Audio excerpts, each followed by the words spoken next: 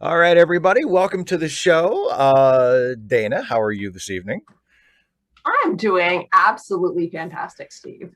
Why are you doing so damn great? Ah, well, first of all, I had a lovely outing this morning. It was somewhat strenuous, but totally worth it. We went to Cloud Canyon State Park, which was absolutely gorgeous.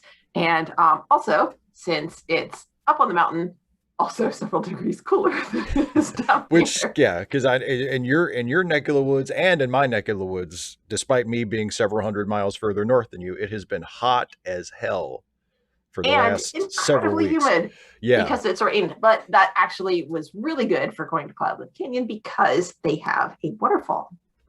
indeed. Shall That's shall your we cue, dude. shall we show them the pictures that you took? Like Yes. this waterfall. These are some pics that Dana took of her hike today. This is the waterfall right here.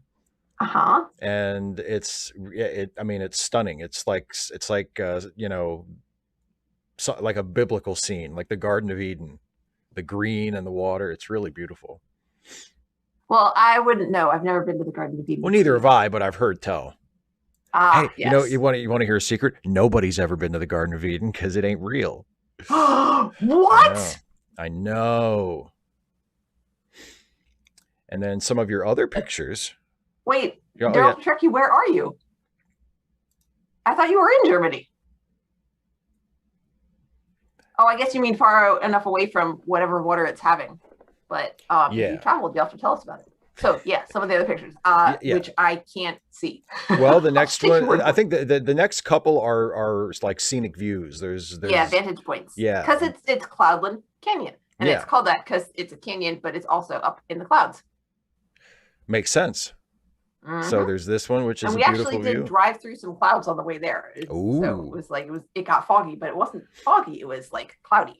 and this one that I'm showing now looks like it's a nice view of the canyon itself. Like you're sort of Hmm. looking down and sort of across it from up Hmm. high. You can see the trees growing down there. It's really God, it's gorgeous. Um, and then another one, I guess, from the other, like sort of looking the other direction or from another vantage point. Looks like Yeah, you can this see is the whole actually canyon. sort of a ridge that goes out, and so Yeah, one's on one side of the ridge, and the other's the other side of the ridge. We yeah, just went but around it's the a point. beautiful view. I mean, it's a really beautiful view. Yep. So, So, well, thank you for sharing your but yeah. Steve, Yes. that's not all. That's not all. That's not all because, well, one of the other things that happened this week was that my new phone case came in. That's right. Yeah, so I'm going to show everybody because I had to run and get my phone so I could show everybody my new phone case. Isn't that cool? It's Maleficent, right? Of course, it's Yeah. Maleficent. So yay, I got this.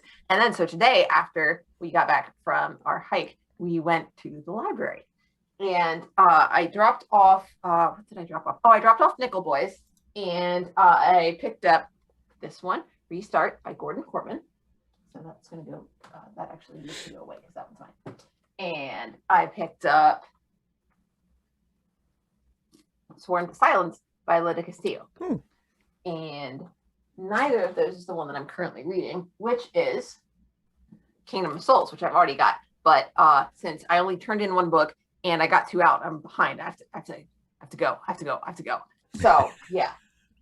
So this one I only have like I literally had to renew it before I got started. I had it for 2 weeks and didn't get started because I had other books that were due before it that I had to get through Yeah. first.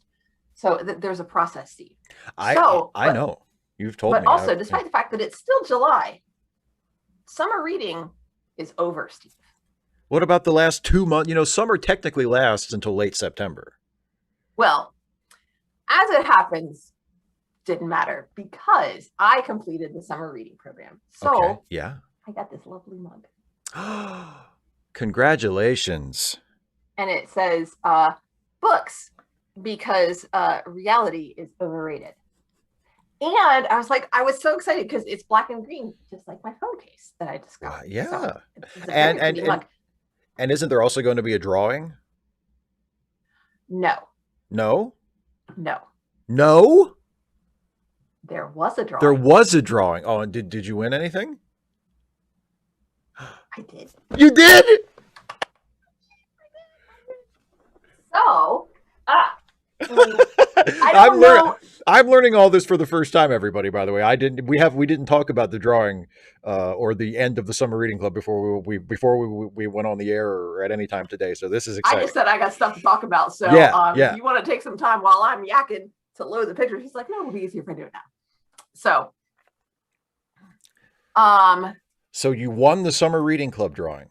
I won. So they had several, and Okay. like as you did different activities, you would get tickets that could be um entered into different drawings. So like one of them was for like holiday gift stuff, so like bows and wrapping paper and gift bags and things. I'm like, got plenty of those. No. Yes. Although that E.R. Mixon's suggestion works too, but I mean, but I don't like beer. It doesn't work for you personally. Yeah, it doesn't work for you personally. So so there was one for that, and then there were a couple for some things that I wasn't interested in. And there was a $25 Amazon gift card, and I was like, that is interesting and useful, but I think more people will go for that. So and then there were some for like golden books and things. I'm like, that's too young. But then there was one that was a Star Wars book collection. Yeah. And so I have some easy reader type books, little comic book stuff, like just fun little books, and the artwork on it is great and fun. Nice, possibly gifts for nieces and nephews. Look at this. And hilariously, we just watched Bambi last night. And so the subtitle on this one is like, hey, I guess people never knew that, did they?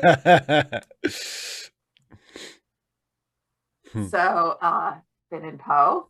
And so these are like, middle grade type stuff. Yeah. The Lando story. Well, well, well, what have we here? And then pirates, because who doesn't love pirates? Especially space pirates. Exactly. Fell off of the little ledge where I was putting them. Don't fall, books. Okay, go back. Okay, they're good. They're good. And I was so excited about the books. And then also shiny. Ooh. Is that Who's Who in the Galaxy? Is that like it is indeed. So character storybook. And then look, isn't this adorable? Oh, cool. And so yeah, and it's beautiful, and just the artwork. It's just the Star Wars picture book. And it's so cute. That's so cool. I'm so glad you won. It's so but I was they saw it and they're like, are you sure you want this? I'm like, yes, that was what I was like, that was the one I was hoping I would get. I don't know if they could tell that I entered a whole bunch of tickets in for it. I hope well, they only drew one, right? So I mean, how could they tell? I don't know if they could. I don't know if it tells them how many tickets you entered, but they were like, well, do you want some of the do you want the Marvel storybook? I'm like, yes. So they just gave me some extra books. Oh, cool. So it has all sorts of stories from the Marvel universe, and it's upper elementary, it looks like, but I mean the artwork is fun. Cool. And look at this. Ooh, Percy Jackson, the Lightning Thief. Which is a good story, but I mean, let me see if I can get a nice dynamic. So like the whole thing, I mean, it's also got artwork like throughout it, like smaller bits on some of the pages, but it's like. Is that just like an illustrated version of the original book? I think so. So like if students have seen the movie, like this is a way to sort of get into the book. Mm-hmm. And it's not just text, but it's still, pretty dense text, but I think it'll be lovely for some more reluctant readers. But yeah. Awesome. That is awesome. Like, I'm so happy for you. Score. And they're just like, we love that you love the library. I'm like, I love that you love the library. Right. I mean, I love loving the library. Something like that. It's like what we were talking about. Well, what you talk about in your video about, Yeah. I love that you love that I love that you love that I love the Oh library. yeah, that one. The video that's not. I need to write that description, don't I? Ooh, let's I, do I, that. I forgot to remind you, but I just did. So there you go. Oh, Um, congratulations. but Okay. write it down. Right. Because that sucker's going live tomorrow, and Write I it don't have the down. description written. Write it down on paper. I wrote it on paper. I haven't written it on my hand, so And by the way, I okay. want to acknowledge Andrew posted it in the chat a minute ago. Please send our best wishes and regards to Sarah, who is not going to be with us tonight because she's working late as Oh, well. that's like super Oh, there late. she is. Look, she just showed up. Now, as soon as I say that, she Yeah. just pops in. Hi, Sarah. We were just passing our best regards on to you because Andrew said you weren't going to be able to make it. So I'm glad I'm you could so drop glad you're by and able say to make hi. it, at least for some of it. You probably Um, are exhausted if you've worked along. I have. I don't think I have watched the Percy Jackson movies. I have not. No. I read at least the first book. And it's pretty standard, like lower YA fare. So I was just like, okay, that's nice. Um, and Radical Bacon, yes, You know, no, I don't know. Dana has I not told me. know. Dana has And not told let's me. see, I think Corey knows. Yeah. Okay. Here's the. And uh, somebody else, I've told I think two people who have messaged me on Facebook and with the specific instruction, don't tell Steve. I love because we mentioned I guess last week when we watched the first half of Magic Mike, you said that you knew what you wanted us to watch for your next thing after Magic Mike, but you weren't going to tell me. But if people are friends with you on Facebook or if people know how to get in touch with you privately, they can message you and you will tell them as long as they don't tell me. And as soon as we were done that stream, like within minutes, you messaged me saying they're already messaging me to find out what the next thing is. So, so yeah, but Oh, Corey, have you had a chance to peek at it at all? so hopefully it's good because 255 AD, I think part of it is, it's like what you have a lot of. You just like, you enjoy it, and you don't like, especially people who are conscientious about it, they don't think about they don't want anybody else to intrude on their enjoyment of it. And they don't think about how extending rights or reducing protection leads to other people abusing their rights. So for example, if you have a corporation that's not supposed to pollute, but it's they'll run the numbers, and they're if paying the fine is more cost effective than taking their waste to paying the fine for dumping in the river is less than the cost of taking their waste to the treatment facility, they're going to dump and then pay the fine, because that's the profit. And what conservative rural voters don't think about is if you want to go fishing, you might not be able to because it won't be safe. right. Like, in addition to not catching anything because all the fish are dead, it gets to the point that you can't go out on the water because it's hazardous for your health. And so they get upset about the government saying you're not allowed to go out on the water because it's hazardous for your health.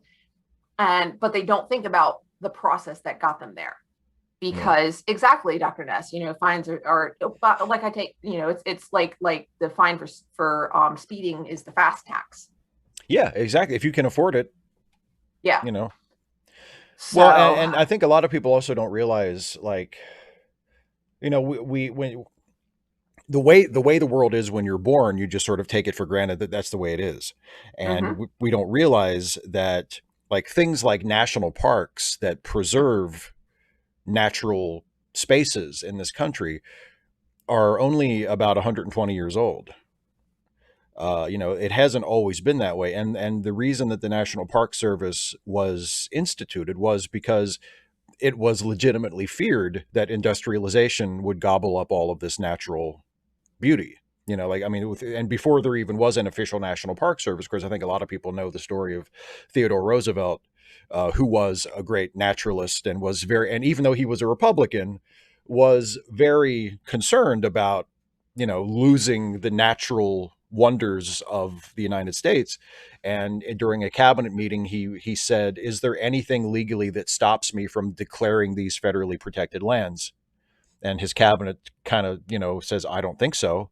And so Theodore Roosevelt He says, immediately, well, then they are. yeah, he immediately says, "Then I so declare it." And that was the start of what eventually became the National Park Service. And it was done because there was a need for it. Because if there isn't a government or some other, you know, legal barricade preventing private industry from Mm-hmm. destroying everything in sight for its own short-term profit, history has proven that that's what will happen.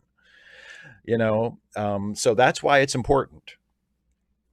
So I agree with almost all of that, except for the bit about things when you were the way things were when you were born is just how they are. But when change happens slowly over time, we adjust to it. I would say it's not even because I remember starting out like I remember your employer provided your health care. Like that was a Right. benefit if you worked full time. Period. Right. Like premiums were not a thing. Yeah. Do you remember that? I sort of do. Yeah. Yeah. I mean, and so like, and that was the case when we started out Yeah. as full-time workers. And now it's not, but like there are people who should remember that. But it's Yeah. no longer a thing. And everybody just accepts that, your employer pays part and you pay part. And, you have the option to, if you can't afford to pay your part, to opt out of it entirely and not have any health insurance at all until, And that's the, choice. That's the beauty of the free market. and I'm Yeah. like, do you not remember? Ooh, so yeah. Yeah. Yeah. And by the way, Richard Moore calls me a statist, which is a fact. I am a statist. I do believe We're there working should, on it. We're working I, on it. I do believe there should be, and actually, in most cases, inevitably will be a state. So we might as well try to have the best state that we can. Um, but yeah. So anyway, as you know, Dana, and as you and I have talked about incessantly for the last couple of weeks, not incessantly, we've talked about other stuff, but as it has come up a time or two, and as people in the chat were excited about when we started the show today, the episode of Deep Space Nine we will be watching tonight is titled Duet. And no pressure. This is a judgment. I know. You You know keep this saying is no a pressure, but there judgment-free is zone. pressure. There is pressure. No, no, The not pressure is there, no. Steve. Listen, there may be pressure from these people in the chat, but there's no pressure from me. Okay, you know Boy, that I Pedro, como vai? you know that I love and accept you no matter what. And if you don't like this episode, that's completely fine. We watched Horror of Dracula last year, and I know you weren't nuts about it, and we're completely cool. I carry that bitterness inside me where you can't see it. And if there is disappointment or underwhelmment as a result of watching Duet, that's fine too. But So fine in the sense of having your cup of coffee surrounded by flames. exactly. Okay. It's but it is one of I the know, Pedro, and I feel it. it is one of the most critically acclaimed episodes. Not See, just of that Deep doesn't Space Nine, but of any that Star doesn't Trek bother series. me. That doesn't bother me at all because I mean critics can be and often are wrong. Well, and Like, then and so are fans, because it's all a matter of taste. It's all a matter of not when opinion. they're people that I care about, and I don't want to disappoint like the people. Well, here's what I think. Like if it's people afterward and they come on and they comment that I can dismiss them, but like the people that I know, oh, okay. Here's what I think. I think even if we watch this episode and it's not your cup of tea, I am confident you will at least have interesting things to say about it. Oh, well, that's true. And I always have something interesting to say. You do. So I'm confident that will be the case. But I hope you enjoy it. I hope you like it. I think the rest of us have already seen it. At least, I can't even remember. It's one of the episodes, because it is such a famous and such an acclaimed episode. It's probably one of the Deep Space Nine episodes that I have seen the most. Even though it's pretty high on my list, but it's not like, I don't know if it would be It's definitely not my favorite, but it's pretty high on my list of favorite Deep Space Nine episodes. Thanks, So Nate McCut. Oh boy. Snake Bit Cat. Now you're not helping. Oh boy. Well, that's Whoa! such a Some great. random geek says they've forgotten this episode. Well, then it'll be just like watching it for the first time. Feels like the first time. Sarah Scott, somebody said that I had interesting things to say about. The problem is I don't remember episode names like at all. Like it's like remembering band names. Why do people, I don't remember lyrics. It's Lyrics. I got you. It's I the will episode either where and tunes even more so. Like I will sing the wrong lyrics to the right melody. Progress Absolutely. is the Progress is the episode where they have to kick the old man out of his house on the moon. Oh yeah. Yeah. Oh yeah. Oh, gosh, I don't remember which one I liked the best, but as long as we're not dealing with Keiko in the school, I'm good. Well, that's not till next time. The next episode, Okay. the next Deep Space Nine episode is the next big. There's a good chance that I'm gonna like this one. Yeah. Okay. So if it doesn't have the school, we have exhausted our 20 minets of chatter. Which is customary. Right. Everybody, I think that everybody's here so who's going to be here. about. So, as always, I'm watching it on Netflix. Everybody, get it queued up wherever you're watching it, and we're starting from the very beginning. Pedro, that sounds like a very deep question. Who am I? Who am I in Duet? Really? Steve, who are you? Who?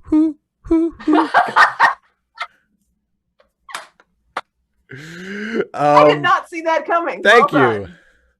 I really want to know.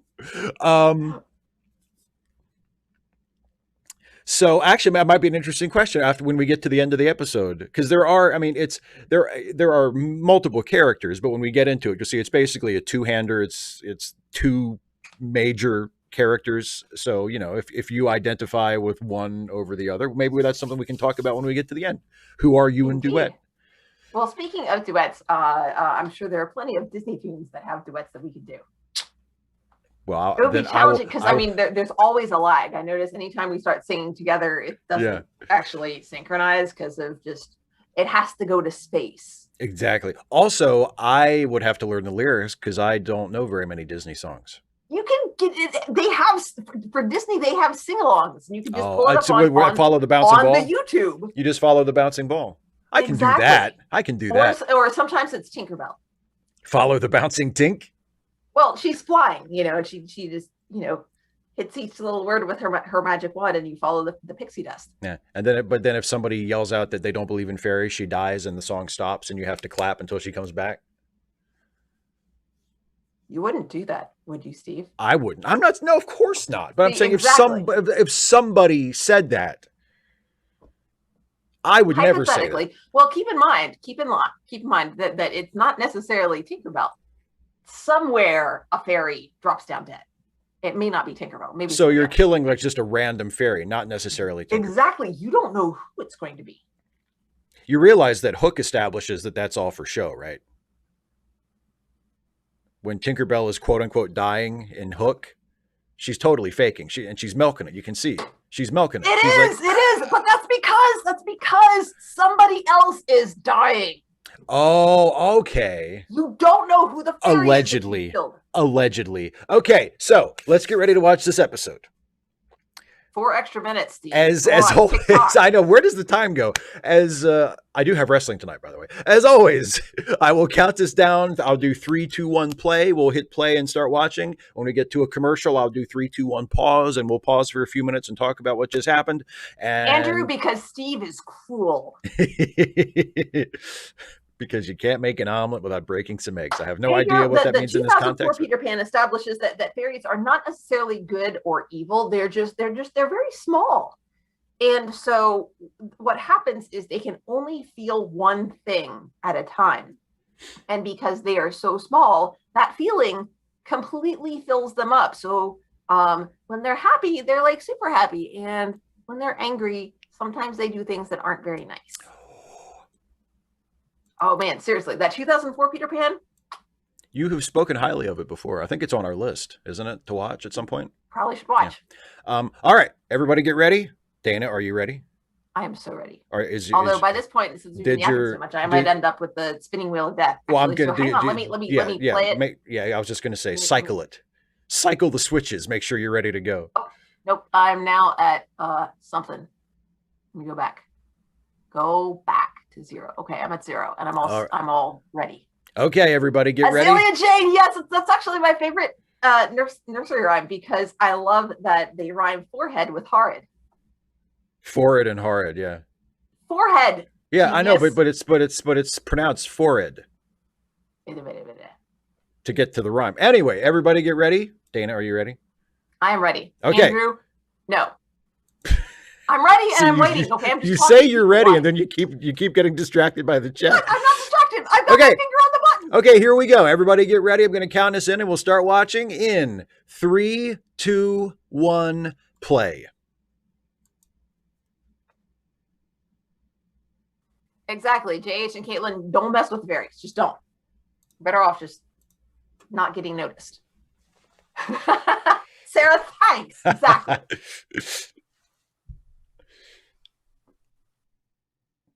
Didn't know that was in the Olympics.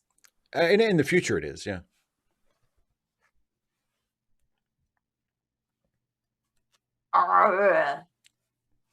You could just ask how long ago that was.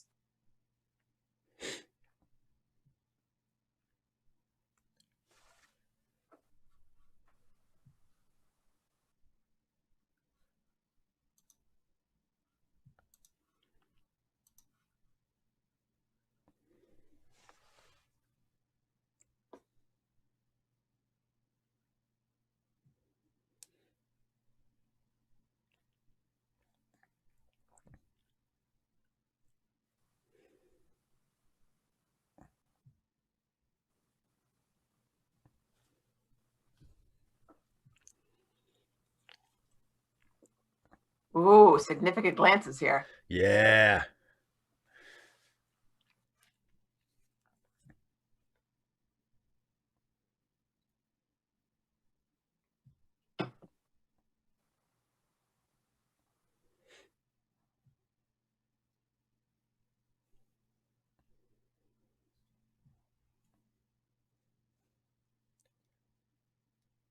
By which I mean take a slightly Chris can longer go, maybe lunch it than swivels usual. like mine does. And he can just be like, hey.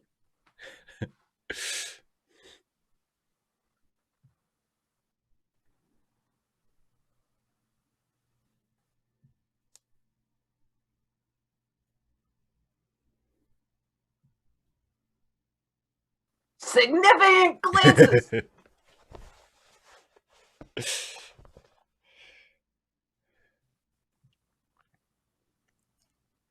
Bum, Dun, bum, dun.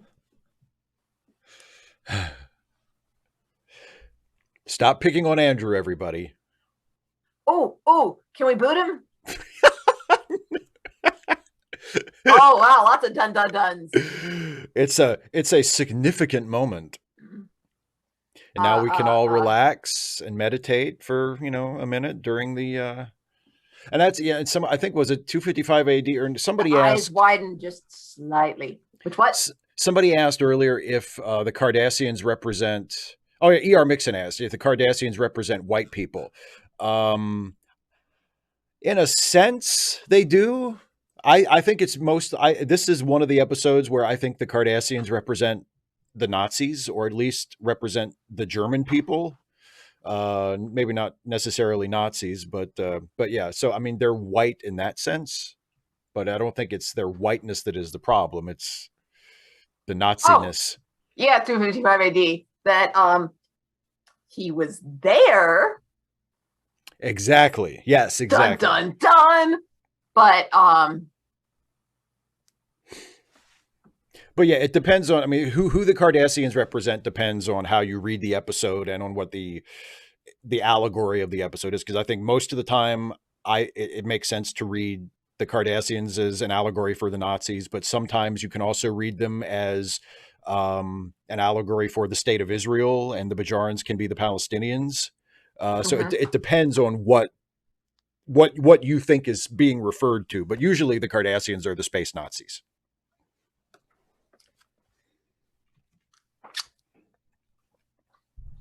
And Steve, help me remember. I want to get to that idea. What idea? The laziness of space Nazis. Oh, sure. Bye. Yeah, Tongan 3D. I'm not sure. I'm not sure why.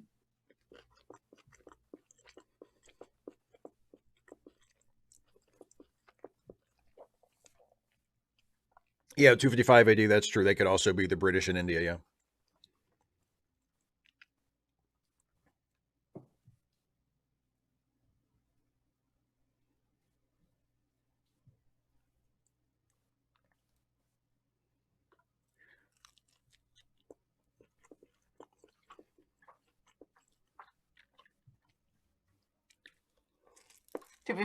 Good point.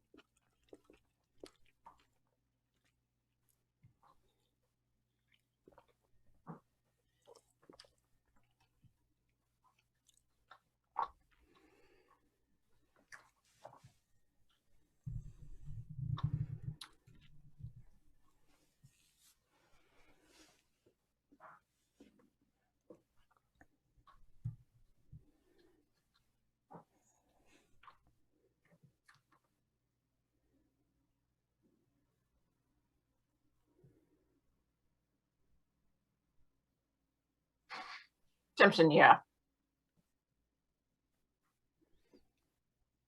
No. That's not a good idea right now. You can watch on TV, like you folks at home.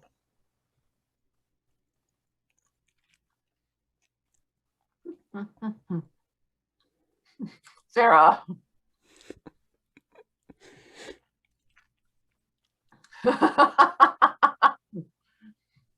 Man, I've been saying, are you? Really? I was wondering about that. Because she seems like she's in charge.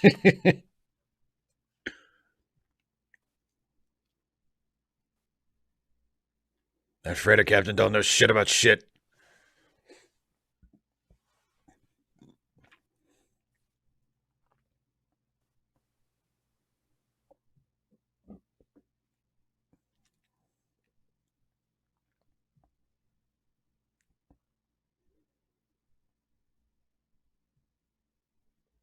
Here's Otis. He just woke up.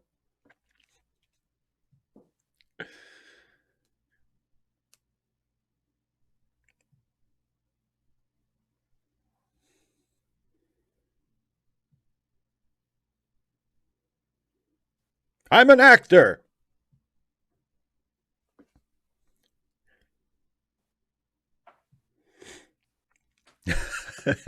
Sorry, Sarah.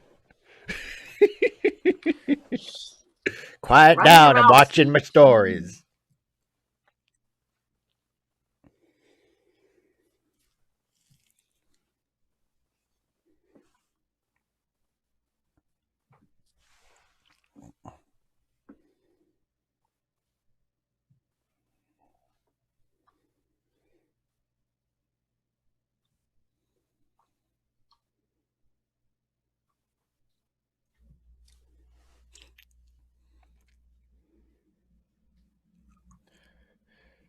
Oh, Oh, this will be fun.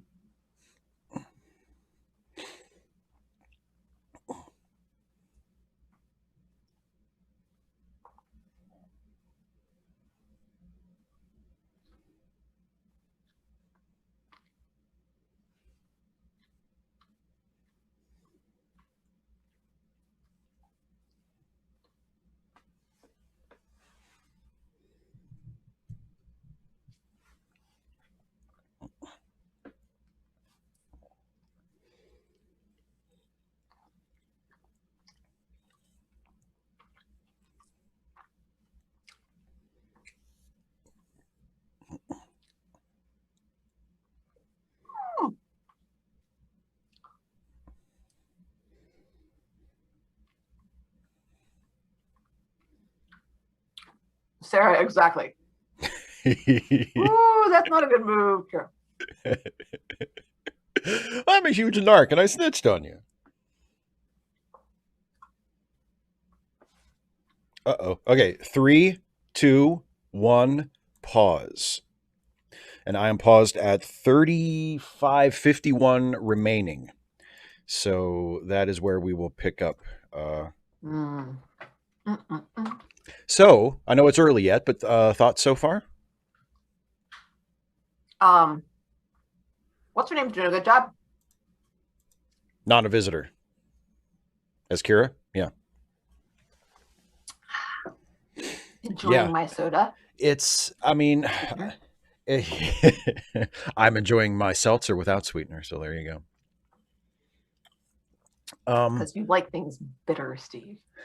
Well, Anyway, please continue. one of the things, and well, we'll talk about this a little bit more when we get to the end of it, but one of the things that I think sets this episode apart from pretty much all the rest of Star Trek up to this point in the history of the franchise is that how dark and serious that scene of Kira describing the horrors of Galatep is. And I think somebody in the chat earlier said, well, because I said the Cardassians represent the Nazis. I think it was 255 AD said what the Nazis did was worse. Yeah, from what we are told in Star Trek, I don't think it's ever established that the Cardassians carried out an organized genocide against the Bajorans.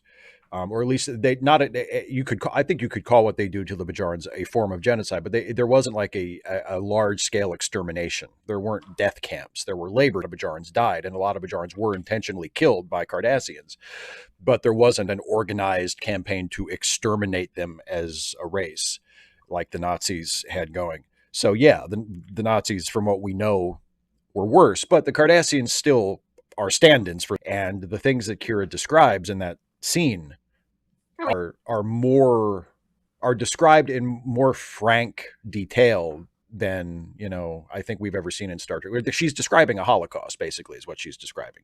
It's the things that she's describing are, I think, are written intentionally to evoke images of the Holocaust, and that's an incredibly heavy, dark, Mm-hmm. serious thing that, and I mean, Star Trek has referenced dark, serious things from the past before this episode, but it's I don't think it's ever done it so frankly and in such a way where it's meant to grab you emotionally and make you think, oh my God, this character has seen some absolutely horrible things that affected her. Um, you know, so that's just, and that's before the first commercial break. So I mean, I have Steve. There's a bunch of people in the chat saying that they're having trouble with the stream.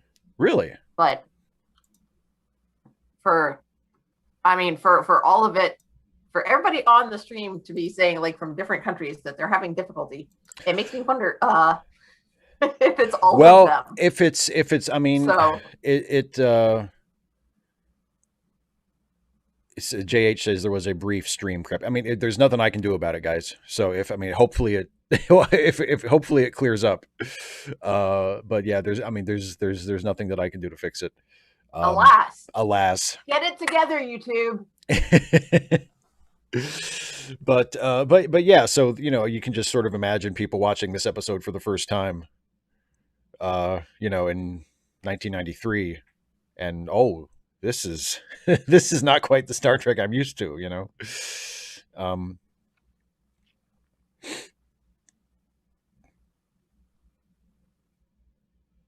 I just yeah, I'm not. I think it's probably meant to be read as space Nazis, but right. I think that's,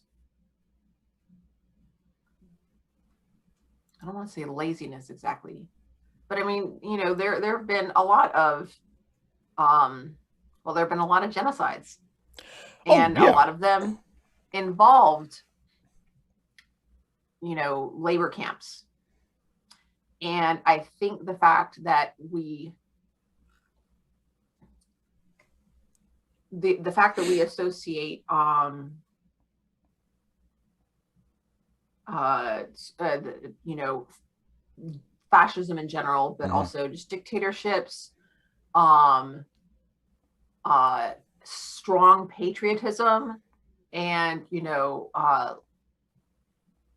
ethnocentricity, labor camps, that we any of those become, make the villains into Nazis, even if they're not all together. Yeah. And I think part of that is our perpetual lack of familiarity with other with where that's happened in other places throughout history. Yeah. So I think so on two fronts. First of all, as an audience, we are primed through the telling and retelling and the reframing of these as, in this case, space Nazis, or uh, antebellum Nazis, or whatever it is, Right. like Yeah. fantasy Nazis. Framing it that way, that we tend to continue that as an audience, even if the creators are actually going for a different parallel. Like, I mean, my classic example is Animal Farm, Yeah. where when we read it with students, the character comparison they love to make is, they love to say, not love to, but they point out how Napoleon is like Hitler. Yeah. Right. They make the Nazi comparison Yeah, instead because of, yeah. Napoleon is this cruel dictator, and I'm just like, okay, I see what you're doing, and I want to be gentle because you're thinking, bless you. But no, like, Yeah. literally, there's a stand-in for Hitler in the story, and it's somebody else. Like, Right. Napoleon is Stalin. Period. That's the Full stop. intention. Yeah. Yeah. That's the intention. But and you can totally read it in other ways. But the commonality, the ubiquity of reading Napoleon as Hitler, it's because our culture, we keep going back to Nazis as easy villains, especially, I would say, even more now, since we don't have Russian commies as easy villains. Right. And so, yeah, Andrew, there's so many, that's one possibility, and maybe that's what the creators intended. And of course, then on a TV show, you've got multiple creators, so you've got the Yeah. writer, and you've got the director, and you've got the actors, all of them contributing different things. So Yeah. there may be multiple different intentions in And a television show or a movie, less so than in like a short story or a novel.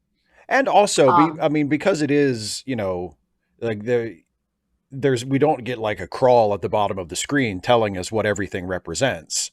yeah. So it's open to interpretation as well. And I mean, because there, like Andrew said, it reminds him more of the United States versus the Viet Minh. Mm-hmm.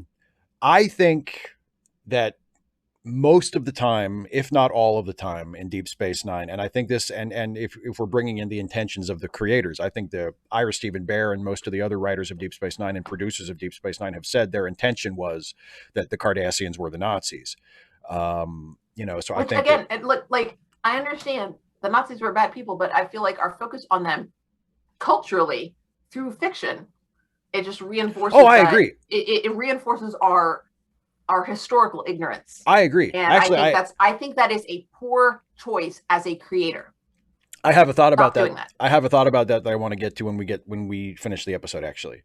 Okay. Well, I But trust you to remember it. I will try to remind you that you have a thought. I will, if I don't mention it, I'll try to remember. Okay, so Yeah, as hang on. please. Almost.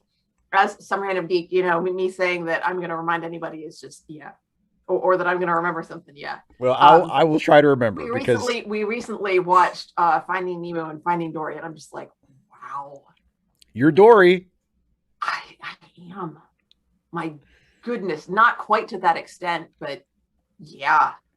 Like, I mean, especially when I was putting the lamp up, which I posted about on Facebook, like that. I mean, that hit me like Dory's memories hit her in Finding Dory. Like, there are flashes. It just comes rushing back. Yeah. That I can remember, and like there's other parts that are just like blank.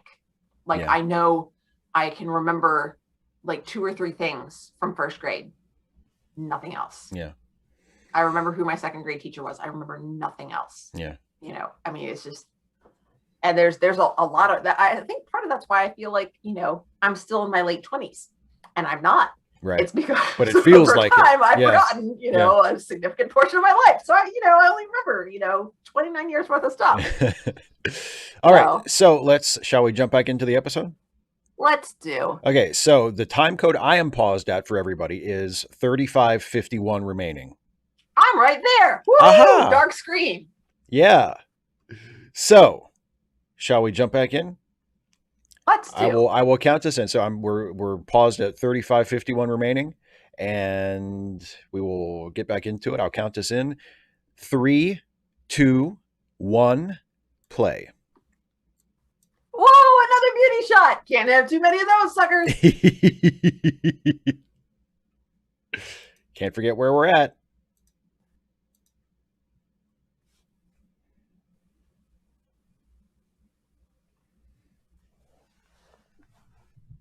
You really handle that poorly. He's not your friend. I wanna. You're obviously compromised, dumbass. I think you might be a little too close to this.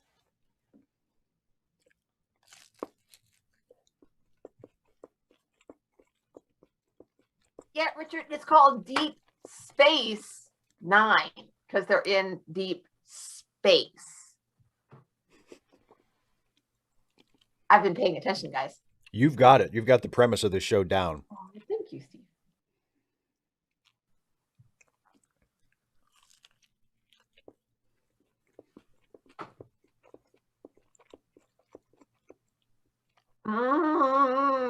Yeah, but you were supposed to be conducting yourself accordingly before, and yeah. Accordingly, I think I'm gonna kill him. Ask her. Oh.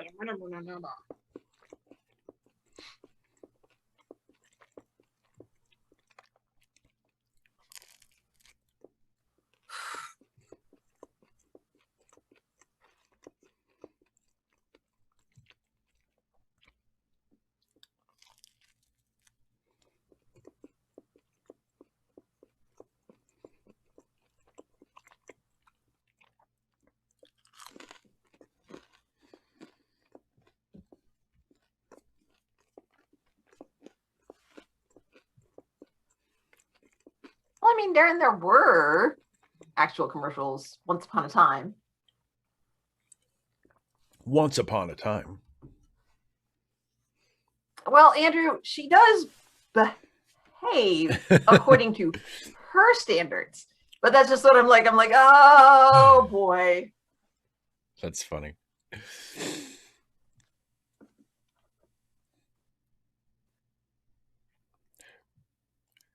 And stop acting so much.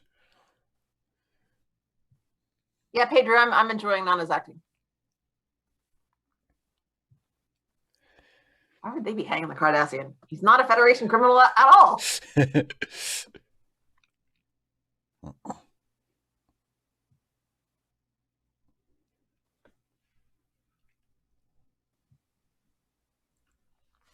And before that,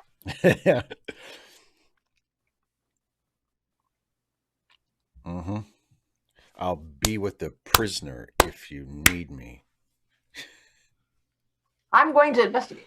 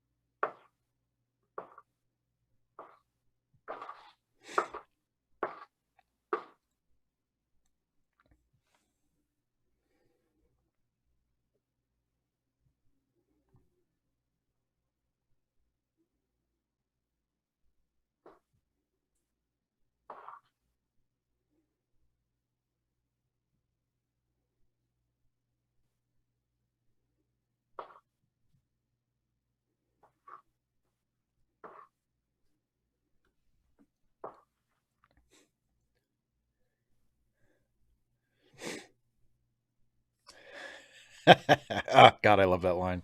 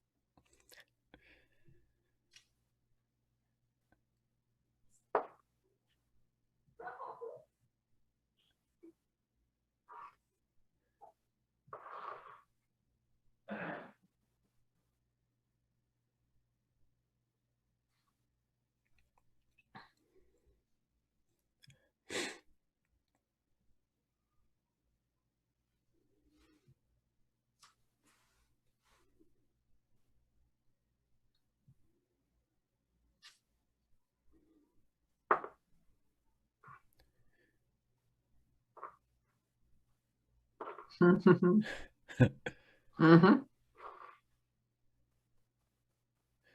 You never thought of giving them more food or more blankets?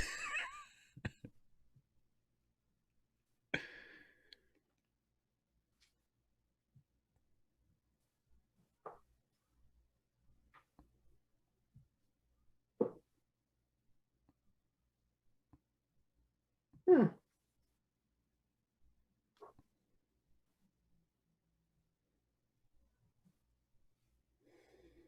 That's terrorism.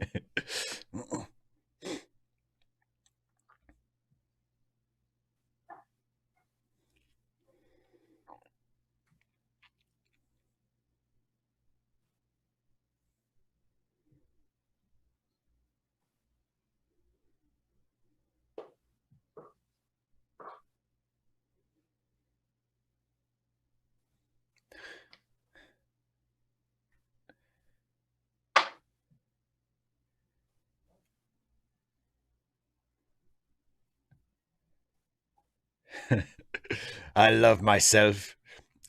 Okay, three, two, one. Pause. I'm paused at 28:21. And Serena McGeek, I think you mentioned something about the scene with um, Kira and Cisco when they're talking about her taking over the investigation. Um,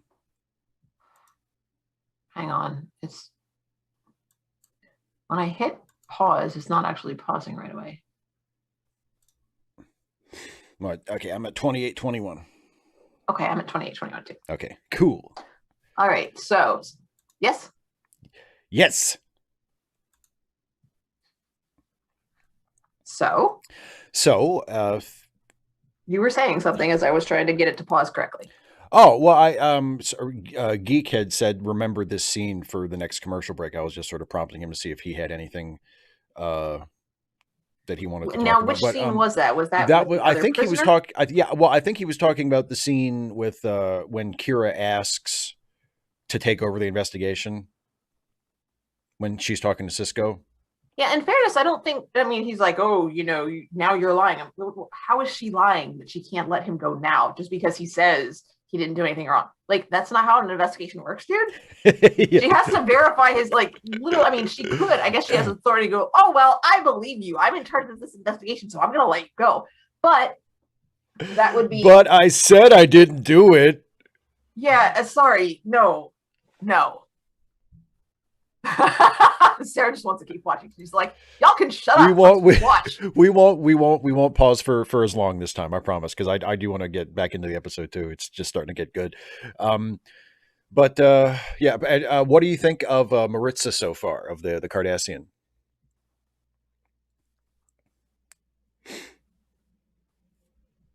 I think he feels guilty. He knows. Interesting. I That's mean, a very it's interesting take. Nobody spoil anything for her in the chat, but that is a very interesting take. yeah, Doctor Ness, but I'm you know what goes on. Like if it was an incident or two, but when it's that widespread, I mean, essentially, you know, um, yeah, Doctor Ness, if it was an incident or two, I could see it, but when it's going on that ubiquitously, you can't. You can claim ignorance, but you can't. Yeah, yeah, unless they are deficient in some way. That they are actually they have they're literally deaf or something like that. Um, but Andrew, the reason I said that is the way in which like he was avoiding looking at people when he talked about his condition or pretty much things about himself. He would say something and then he would look at them as if to see if they bought it. Right. Yeah, five key. Yeah, exactly. And then what was the other thing? Yeah, Dr. Ness's comment. That's how the Nazis draw you in the charisma. Yeah, his adulation of General Dude. Yeah, Goldar Heel. Yeah. Yeah, Yeah. him. There's obviously, some what am I looking for? He's bought in. Yeah, like hero worship. Yeah, to some degree, but more cause oriented, I think. Yeah. That has led to, yeah, he was a real, impressive guy, you know. Yeah. Um um Sarah Scott, good for you. Stick it to the man. Um yeah, 25580, that's a good question. I mean, this is a Federation station. Federation station. Yeah, it's welcome to the Federation station. Oh boy. Um no, Andrew, you can't say anything. No spoilers. There's no wait. You have to wait. Although I might forget, but I probably won't. But I might not. So,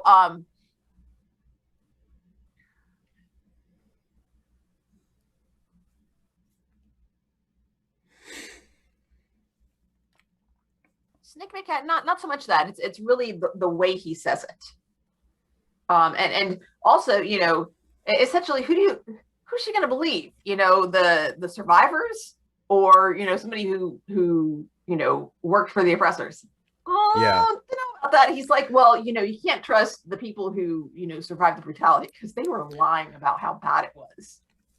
And by No, the way, I'm sorry. yeah. That's not gonna fly. Speaking of the survivors, and then I'll mention this, and then we can get back into the episode.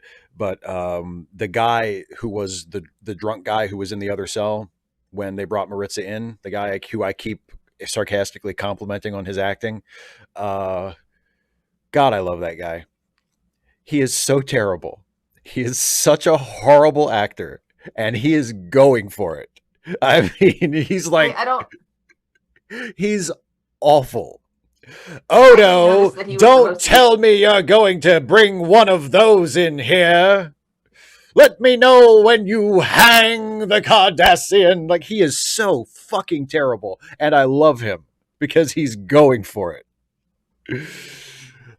So anyway, I just wanted to bring. Sometimes bad acting is very entertaining. Um, Wow, I'm Yeah. told that I love that. It's a majority station, but under Federation administration. Yeah. So does that clear it up? And Kira wants to engage in some exsanguination. Hey, and perhaps some defenestration, which in space is especially problematic.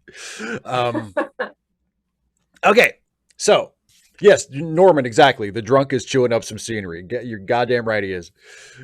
He's just shooting it back. He is going for it. Am I still drunk, or is that a Cardassian? It's like, oh, that's how you're gonna do it. That's what you're going with. Okay, cool. Well, so I had something I wanted to try, and they're just like, okay, dude. Like, yeah, look, it's a TV show. We got to shoot like 20 pages today. Just go ahead. That's great. He said the line, perfect. We got it. Yeah, exactly. To gravity, yes. Although I would say, you know, there are levels of culpability. I would definitely say they're less culpable, but that's not to say that, you know, less is, you know, the magnitude you're starting with is like way up here. So exactly. to say they're less culpable is like they're here instead of here. Yeah, there's a difference between like the cook and the commandant, but there is still like the cook is not innocent. Yeah, for sure. Okay, let's get back into this. Are you ready? I hope so. Okay. Well, I had trouble getting into pause. Okay. You know, it's entirely possible I'll have trouble getting into play. Well, we'll work it out. So as you can see on the screen, we're paused at 28:21 remaining. And let's get back into this. I'll count us down from 3. Here we go. Woo. 3, 2, 1, play.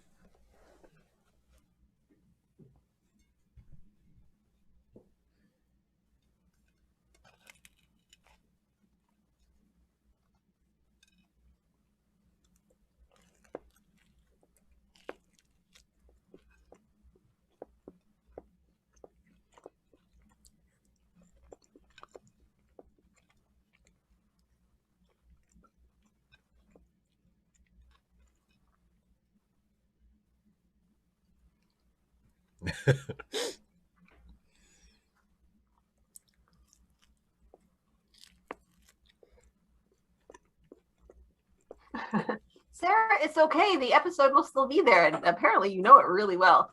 He's talking with the Cardassian dude on the screen right now.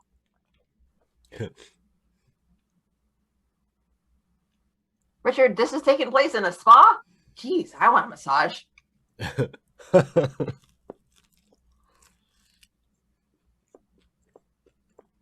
So?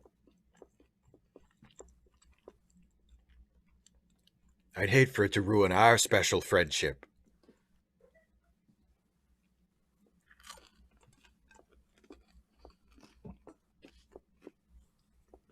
Well, he is safe.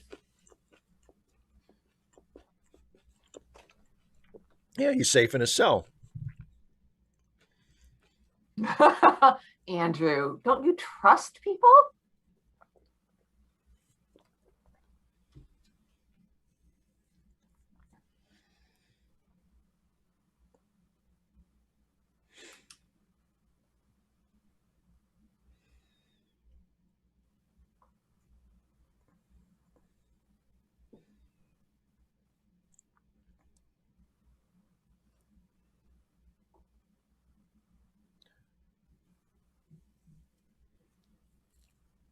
Oh, I know he's right.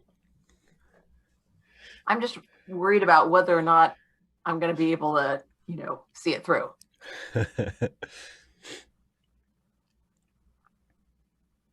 Why? A file clerk's pretty bad. You know, somebody who says that they're not doing anything wrong when they're doing something wrong.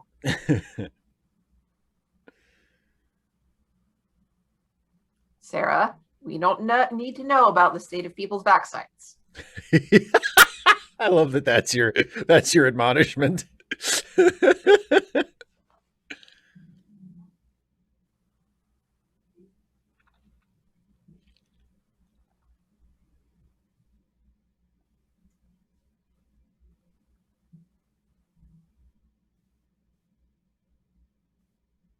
It's not Did I say that? because Do I know that? Andrew, it's important to have that in your life. Exactly.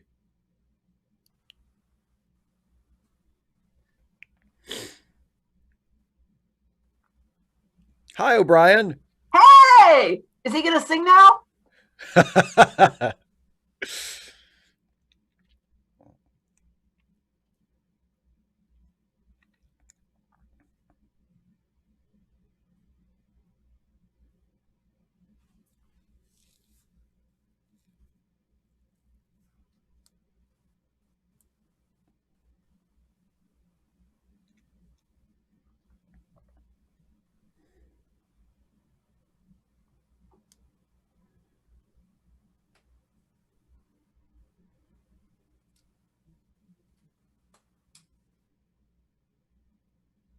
Don't screw it up. Then he was whatever the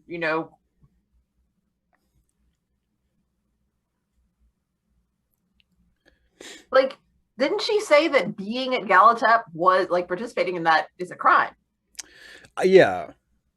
So then why are they letting him go?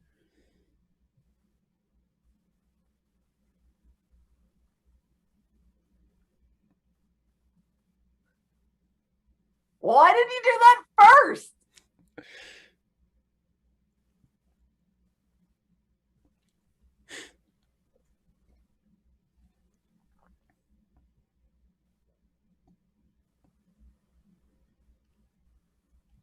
Get ready for some Star Trek shit.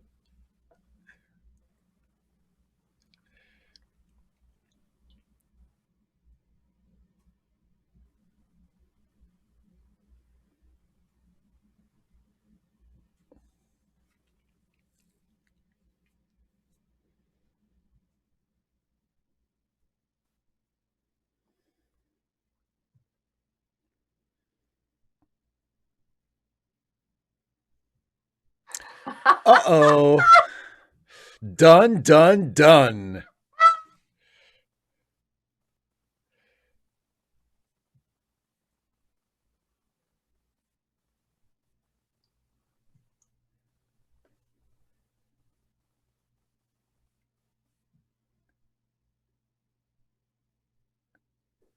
Sarah Scott, yes, yes, it is.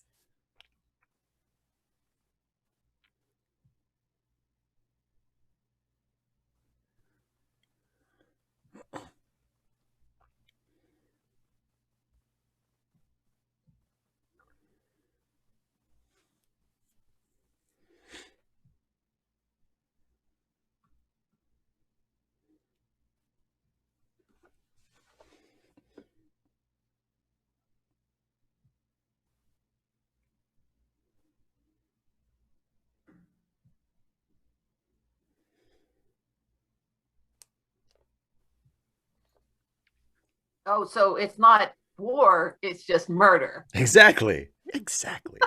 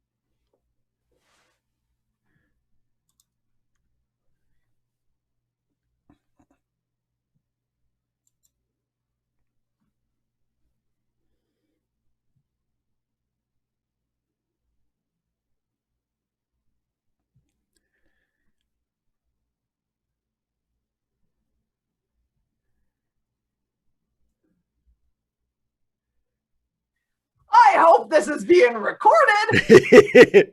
Are you getting this shit?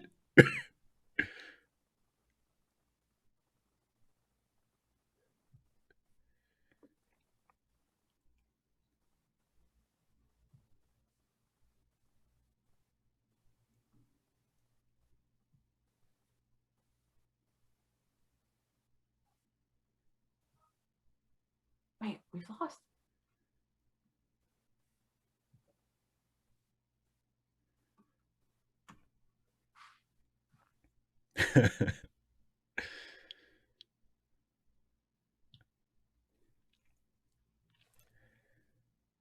Three, two, one, pause. Woo-hoo. Oh man, yeah, that was some scenery chewing. Yeah, Spitting it baby. out. Absolutely. So I'm paused at 19 minutes and 12 seconds remaining. And yeah, Right, the right. But they said that. They said the Cardassians tried to destroy everything that they could. Or destroyed everything that they could and tried to destroy all of it. They just weren't right. quite successful. I'm curious what happened to the filing clerk dude. Because he doesn't actually say that. You may yet find out. Oh, okay. You may yet find out. Sniff a cat. If anybody could manage it, he could. Sarah Scott, yes, we've had his narcissistic, pompous rant. And so, yeah, you can see now the drunk Bajaran guy is not the only overactor in the episode. However, I think Goldar Heel's overacting is a lot more effective. Yeah. So I'm curious because the Cardassian dude was like, well, if he says he's this guy, then he's this guy. I'm like, is that the way it works in the future? Well, I think that's a lot of that is, that's the entitlement of the Cardassian military state is, if that's what he says, then that's the truth. It's sort of like, well, he's not lying. And you have minimal status here, so.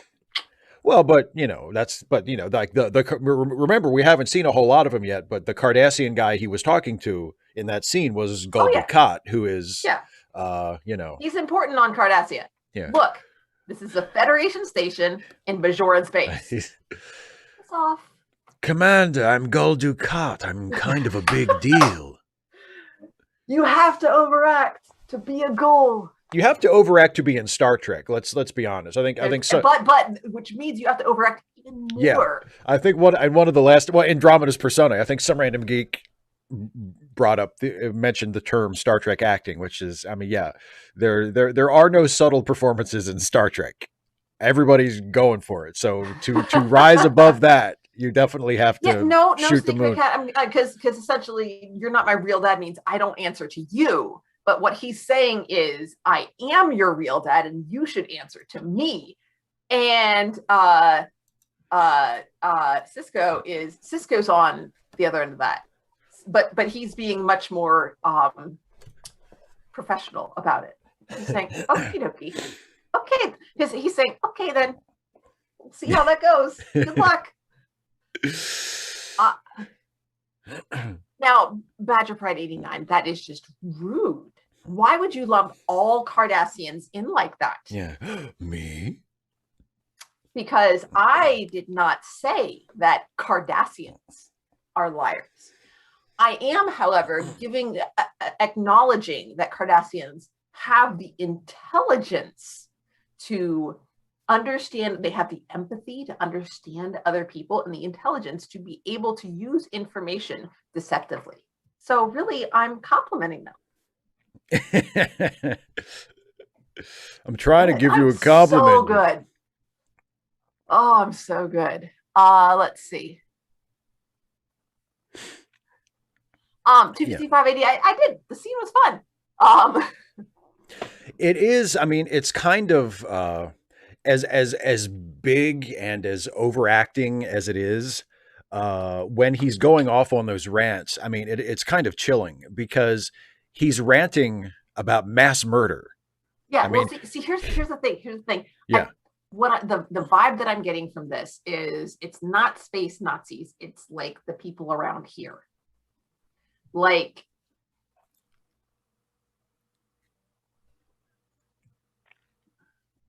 it's your really, really racist uncle who knows to keep his mouth shut at family gatherings. Yeah.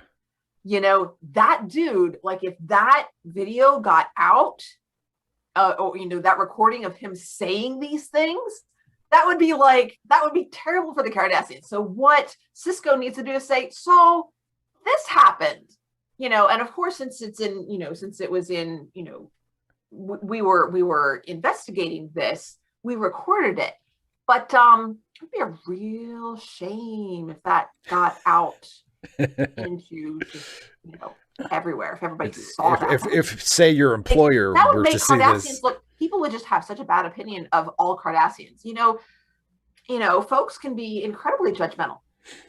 right? So, you know, we'll make sure that we take good care of it for you. You know. By the way, I want to acknowledge super chat from John Burns. And by the way, I apologize for not acknowledging your earlier super chats, John. But this one is a bit of information. John looked it up, and apparently the name of the actor who plays the delightful drunk Bajarin is Ted Sorrell. So well done, Ted. Good job, Ted. Am I drunk or is that a Kardashian? I think it's more that, like, since like he doesn't care because Kira is a Bajoran, she doesn't matter. So he can say whatever the heck he likes to her because she doesn't count. Yeah. So he can just let go. He wouldn't do that with Cisco. He knows he's not supposed to.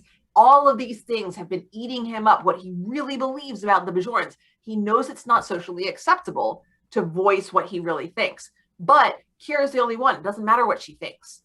You know, and she's just a Bajoran. What if she complains about him? You know, he can just say, "Well, she's lying because, you know, I'm a Kardashian. She doesn't like me." You know, he's got all this sort of self-talk that you know he really thinks that people won't believe her because he thinks that she's, you know, she can be dismissed because she's just a Bajoran. Snippet Cat maybe, or also it's possible that he's hoping to provoke her into doing something. And thus proving that, you know, Bajorans are just freaking irrational. I mean, they won't just have a conversation with you. No, they have to get all violent and, you know, gosh, they're just, you know, a bunch of savages. It's you know, there's a lot that you can see there.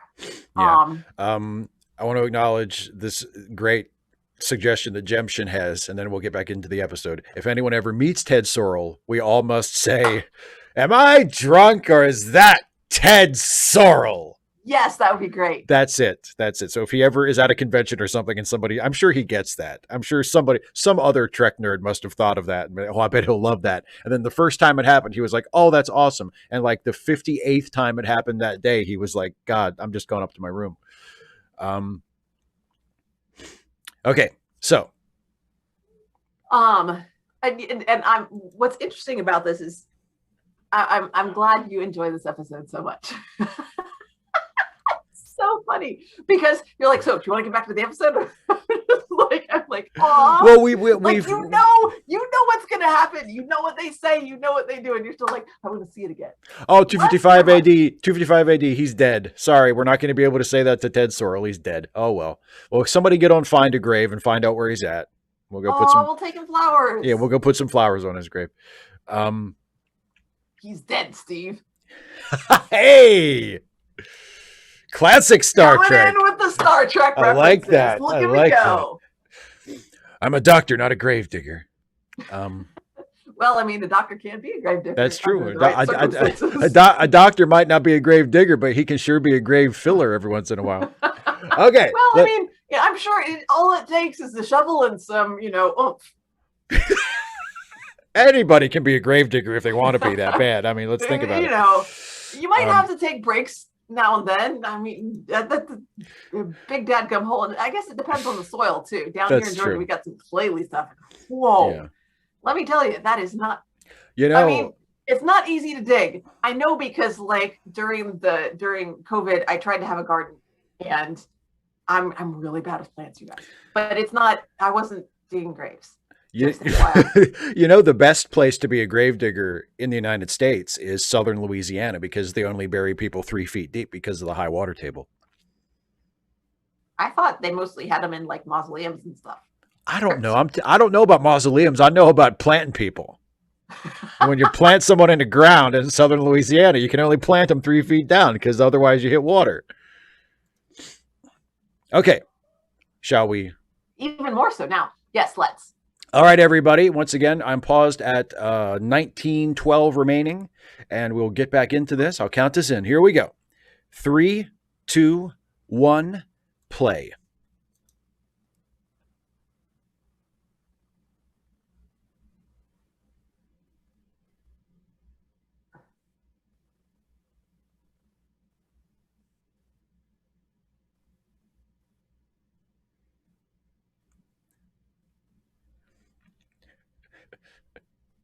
It'll settle your tummy. No, not really.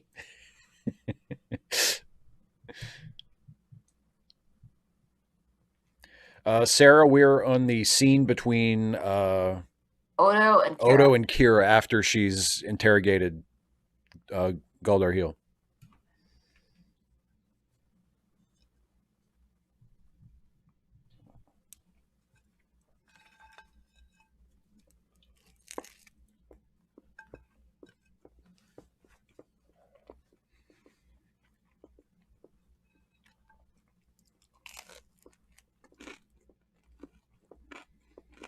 Look, Kira, beings need rest, okay?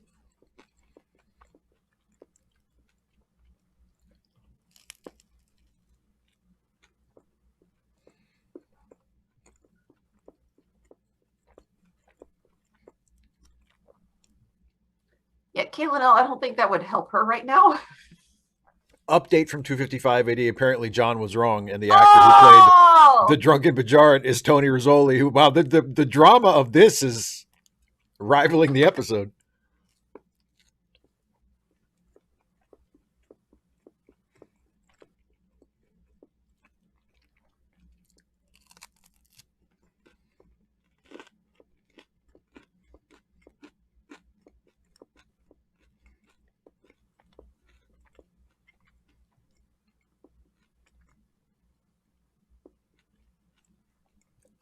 Oh, Odo doing his job.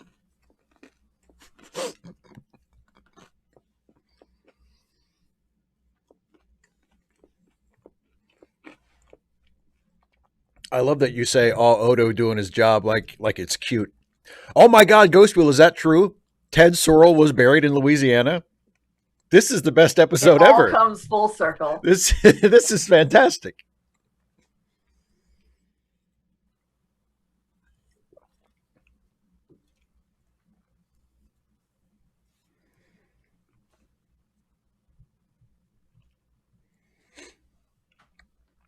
Well, that's hypocrisy for you.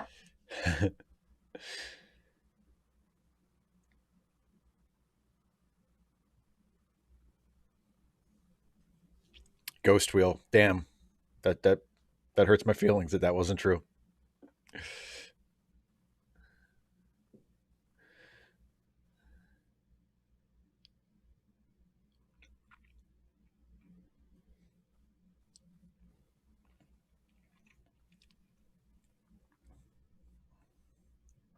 What kind of a nerd are you?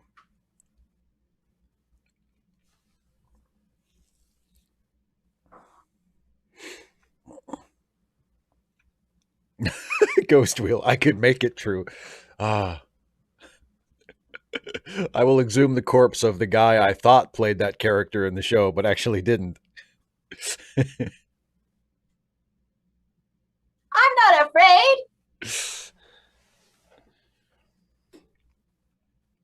I'm not even going to dignify that with a response. Oh, come on, Kira. It would have been so much better if you'd like rolled your eyes at him and then walked away. Just like,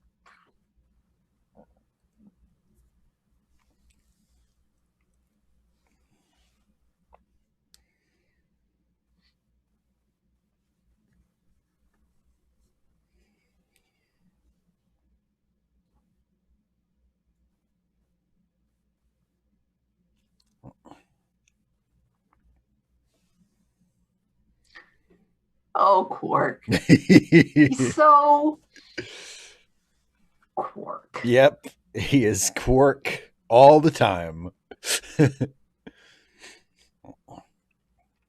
Of course you need my help, because I'm fabulous. I haven't had much to do in this episode, so please. Caitlin, me too. Especially, I mean, with the Tony and the Rizzoli. Yeah. Hey! Hey, Tony!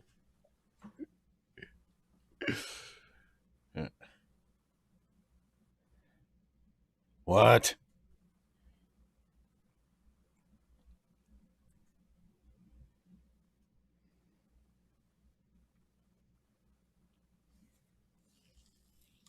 That's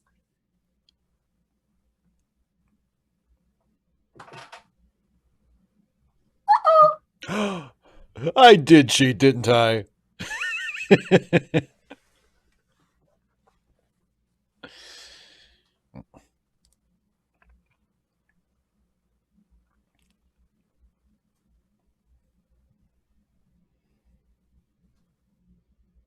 oh, that's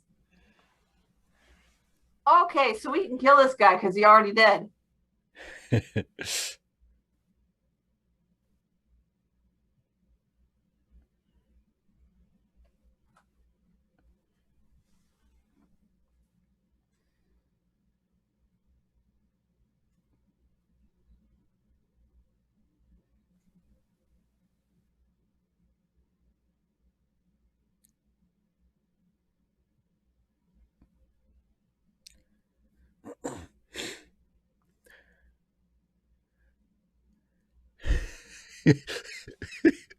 Did I love Odo's delivery of that line. Oh my god.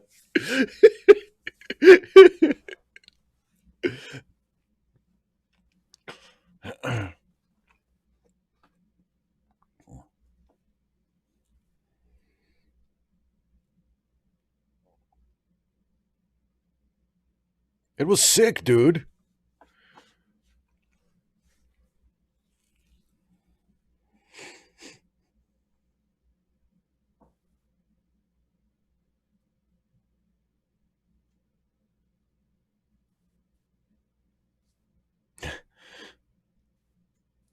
well,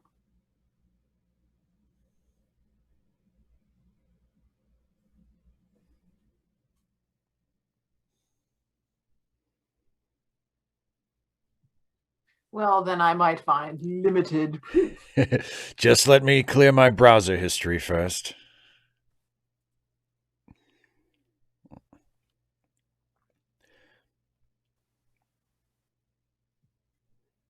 Can you stop yelling?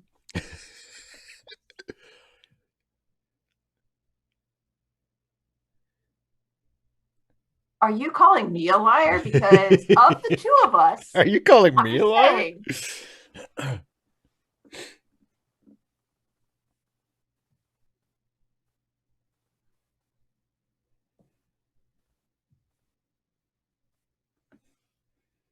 Hmm.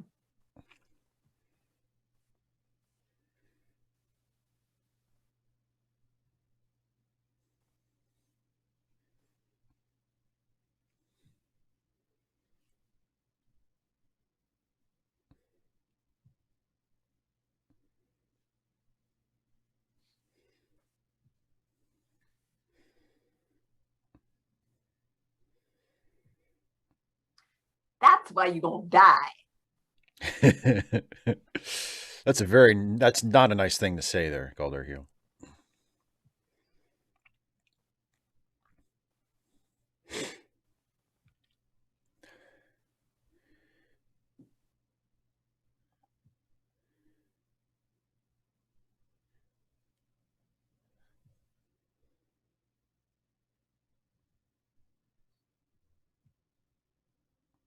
Interesting shot of Odo there. Yeah.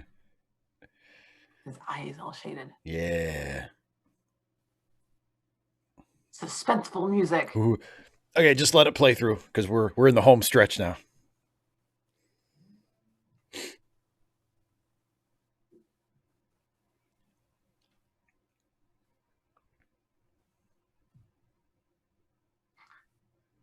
Because why? You trust this guy who's been lying to you? I mean, it doesn't matter. He was at the camp, even he was clearly there.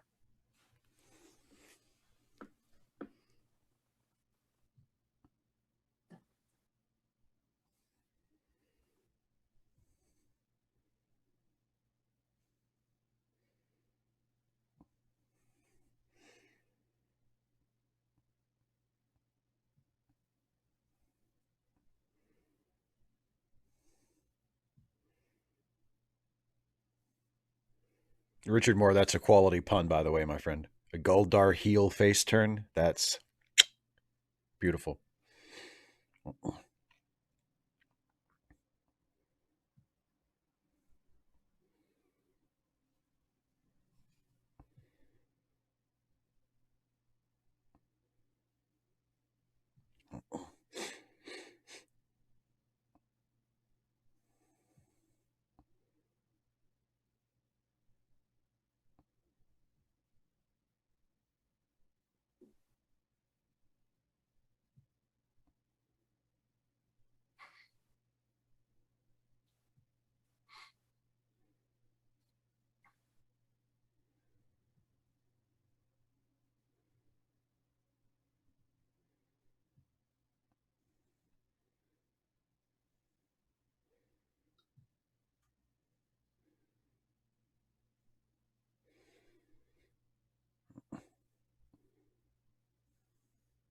Doesn't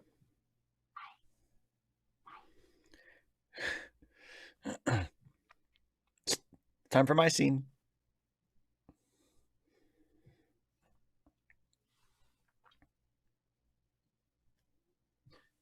Ooh, there's one thing.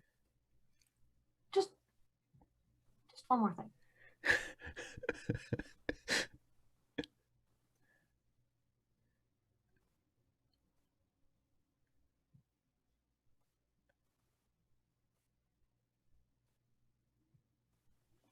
Hmm.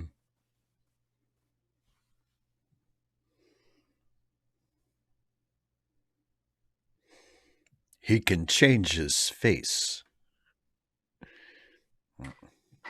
She wants to take his face off. Off.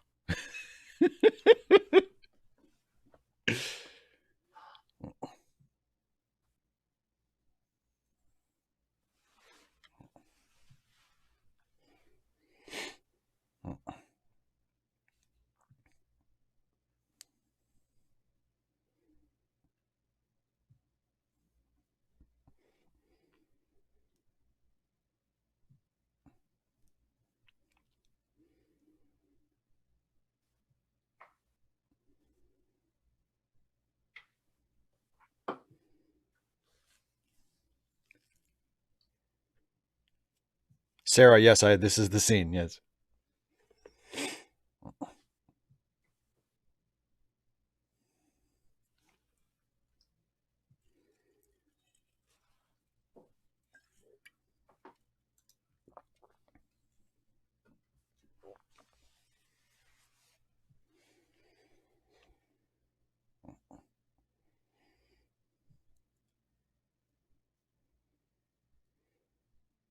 Ah,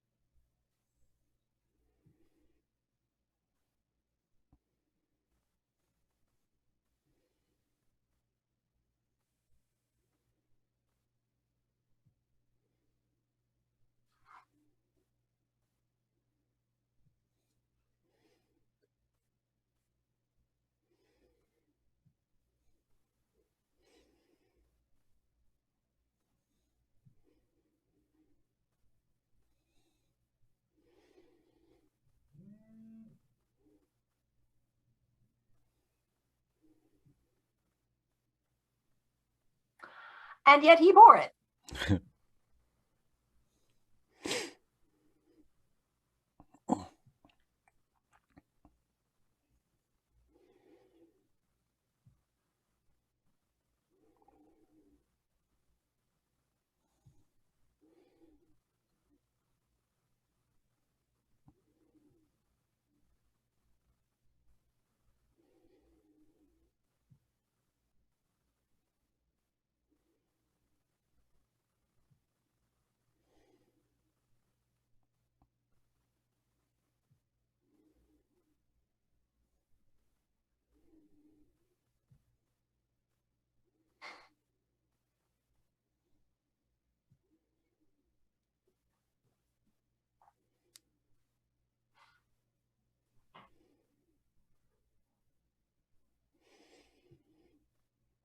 The only way for what? He's getting to it.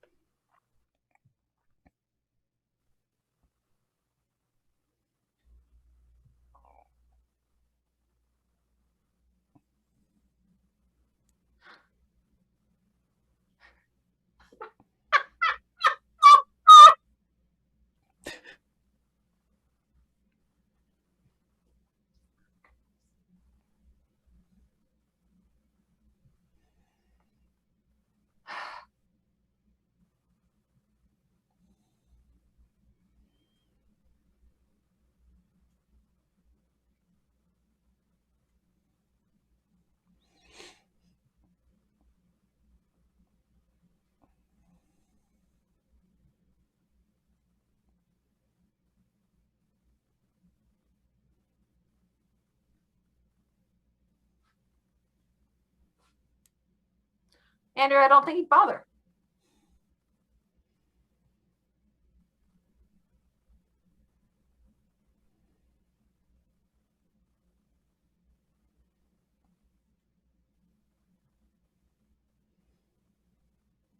Here he comes back for his last big scene.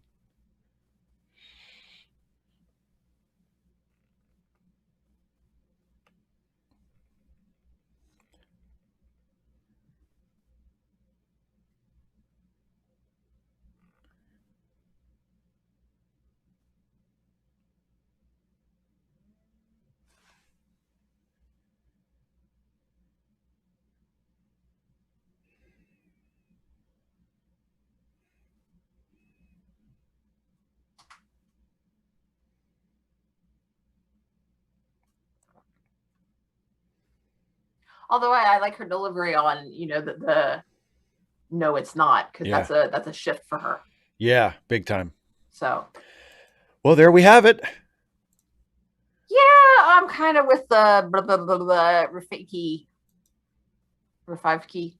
Not sure how to say that, my friend. Riff 5 key or Riff ski, I don't know.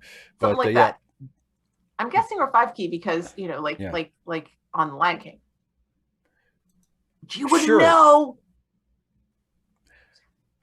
Anyway, But anyway, yeah, so you agree with that assessment of the ending. yeah. Well, first of all, oh, somebody else kills them. That's kind of a convenient out. Oh, Uh, definitely. It but puts a button yeah. on the end of the episode. We don't have to think about it anymore. I mean, yeah. So, but his whole I mean, I don't think we needed to have drunk Cardassian guy in the episode at all. Kira could have had that moment without dude getting shivved. Yeah. You know. Well, I'll tell you how I interpret that. Because I mean, the problem with the ending is that it is very sudden and it is very convenient. It's like, Yeah. oh, it all got wrapped up so nice and neatly. But I will say I like it because, you know, I think it does go along with that idea, despite Kira feeling the way she does at the end and saying, the fact that he's a Cardassian isn't enough.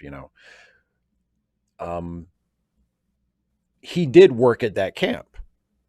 And even though he wasn't the butcher of Galatep, You know, he does. Yeah. Oh yeah. But He that. is guilty. I mean, and he feels guilty. You know, I mean, he feels guilty for the things that he did and didn't do, and he also, I think, he feels guilt. He feels sort of a cultural or a racial guilt for what his people did.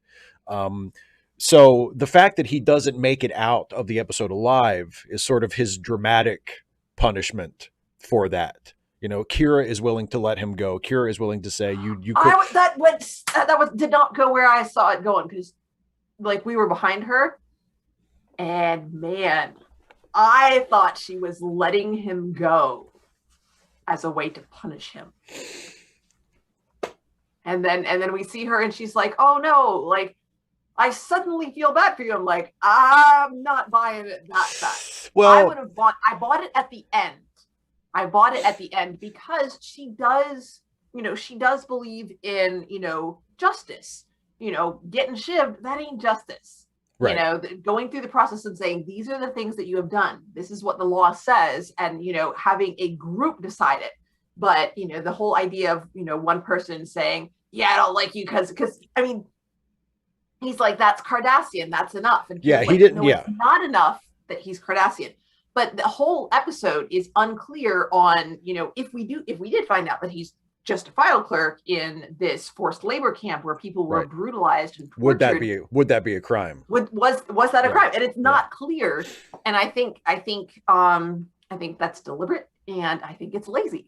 So, by the way, John Burns with a super chat says, so the drunk moved up to murderer. What kind of charges might he get? Could he be charged with a hate crime? I don't know what Bajoran hate crime laws are like. I think he's definitely going to be charged with murder because that's what he did. Yeah. But that's and the fact that I don't know what their punishment is for murder, but that's kind of pretty clear. And I will say, as far as the hate crime thing goes, if there are hate crime statutes that are in force, the fact that he vocally stated that he killed the guy because he was a Cardassian will probably not work in his favor. So yeah, but yeah, I mean, I think the dramatic reason why he dies at the end is because we just don't want to deal with him again. Well, no, I mean, I think that's sort of, but I think because he was at the camp. I mean, he is judged for that. He is punished for that by the story. The fact that he doesn't, I think we're supposed to sympathize with him, after that final turn where he breaks down and he confesses and he, admits who he really is and why he's going through this masquerade. But I think that, even despite that, I mean, he was at the camp. He was complicit in some degree in those crimes. Therefore, he can't just walk away, Let me see. There's a song that has come to mind. Blah, blah, blah, blah. Nope. Yeah, Riff 5 key. I think Riff. Yeah, he's guilty and he needs punishment, but we also need to see Kira forgive him. Yeah, so it kind of, yeah. Do we have one with lyrics? What song are you thinking of? Well, hang on. Let me. I think it's that way. Mute the site. Sure. Yeah, and the rambling Johnny, exactly. That's the reason why the drunk guy is there. Yeah, it's the drunk guy being in the cell at the beginning is there to set him up. So it's not just some random Bajoran. 255 AD. Did I feel at all bad for him when he was racked with guilt? Nope. So it's that, and it's Cherry Papa Daddies. The song title is "No Mercy for Swine." So that sums up your feelings toward Melissa. I'm supposed to feel bad for you because you feel bad that you did things that helped this that were very efficient in helping this labor camp, and you've apparently done nothing since Bajor has been freed. Yeah. And then the whole thing about one of the things that wasn't addressed, and it just it like because which because his point is not refuted, it seems to take it like, oh yes, he must, it seems to acknowledge that he's right. Is that when he says that, my trial will force Cardassia to, admit that what it did was wrong. And I'm like, oh honey, that ain't how it works. Yeah. No, not necessarily. Well, but I think what your trial does is it forces Cardassia to say, yeah, those things were wrong and that was bad, but everything's better now. Like, seriously, and that might be what happened. Yeah, it doesn't fix things, dude. Well, no. but I think you're being a little too hard on him, and I think you're reading it a little too literally. What I like about that character, because if we read him just literally as a person, I think I pretty much agree with you that, hey, you were there at the camp, you might have felt bad about it afterwards. You might have, like, you're still guilty and yet what have you done about it other than pretend to be this guy and get yourself right. killed? So I agree with, if we read it just as, if we look at just him as though he were a real person, I'm completely there with it, because I have no sympathy for ex-Nazis or ex-Klansmen or whatever. Like, I don't, you know what I mean? Cry me a river. But Sarah, typical Shamasay. Yeah. but no mercy. But in the story, I see him as sort of the embodiment of this, of a people who have committed a horrible crime, and atrocities, he's sort of, and he is their conscience trying to break through, and he's, when he is breaking down and talking about what a coward he felt like he was, and how if he, in this masquerade as Guldarheel, can be brought to trial, and it will lay bare the crimes of the Cardassians, and they will be forced to admit it. And when he's saying, we're all guilty, and we all need to be punished, he's expressing, a thought and a feeling and a desire for justice and for accountability, not just for himself, but for everybody who did far worse things than he did that never really came. And I like the character for that reason, and I feel for the character for that reason, because he's not a real person; he's a character in a story, and the story is allegorical, and he is sort of standing in for, Germans or Nazis or ex-Nazis or however you want to say it, who realize too late that the evil that they were complicit in, and now are at least trying to do something to account for it. So I think the character works for me on that level because of what it represents.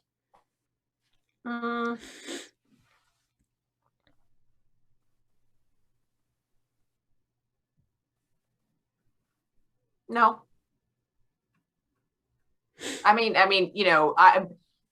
Works for me in the sense of, as a character giving us something to talk about, sure.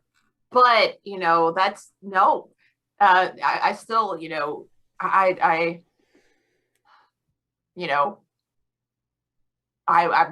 can't imagine. No, I just don't agree. Imagining the character as a real person as a thematic device, sure.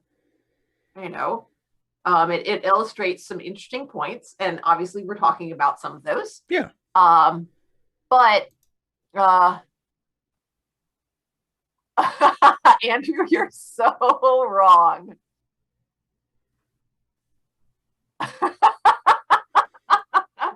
I think you may have missed that. I think Sarah and I have talked about this before. Yeah, I'm totally Shamasay. The whole humanity thing. You're not human. Get over it. Jeez. And 255 AD has a good question. I think I talked about this a little bit in the videos in the Trek Actually videos I've made about the major Cardassian characters in DS9. Do you think someone like him would be capable of redemption in real life, assuming they want it? I think it's like it's difficult. For someone like Maritza, who didn't actually have, who as far as we know didn't actually actively take part in atrocities, but was there Mm-hmm. and didn't try to leave or speak up against it or whatever. Like,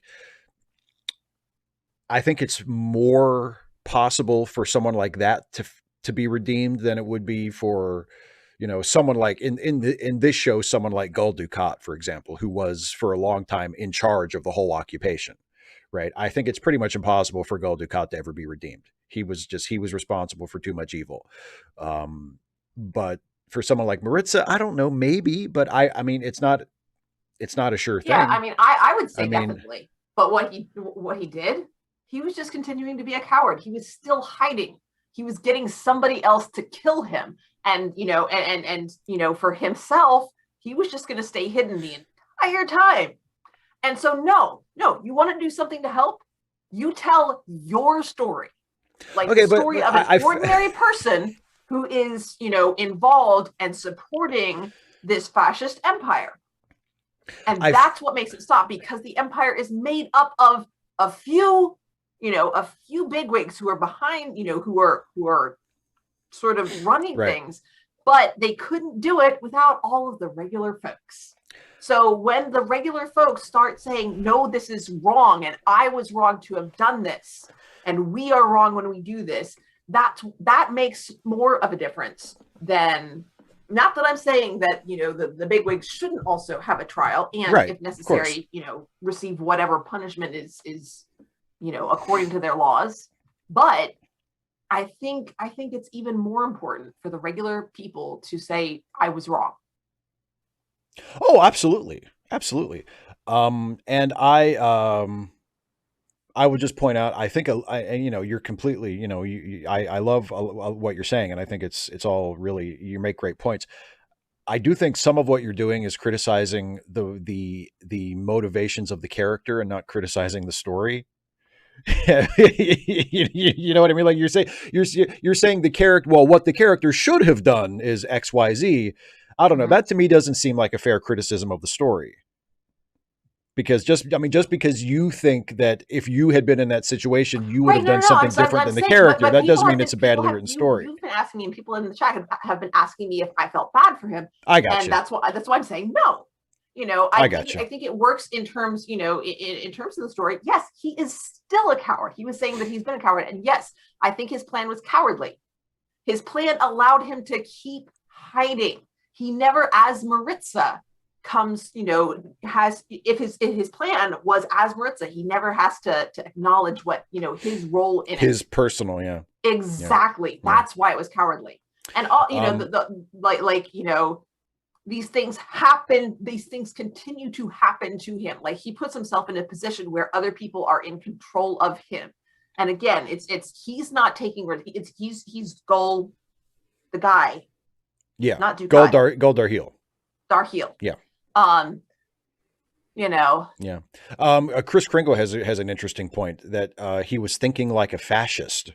He wanted to kill the legend of the leader, who was the face of Gallagher. I never really thought about it like that, but I think that's an interesting point, because he was, even though he regrets it and he has great guilt for the crimes of the fascist regime, like, he was still a part of it.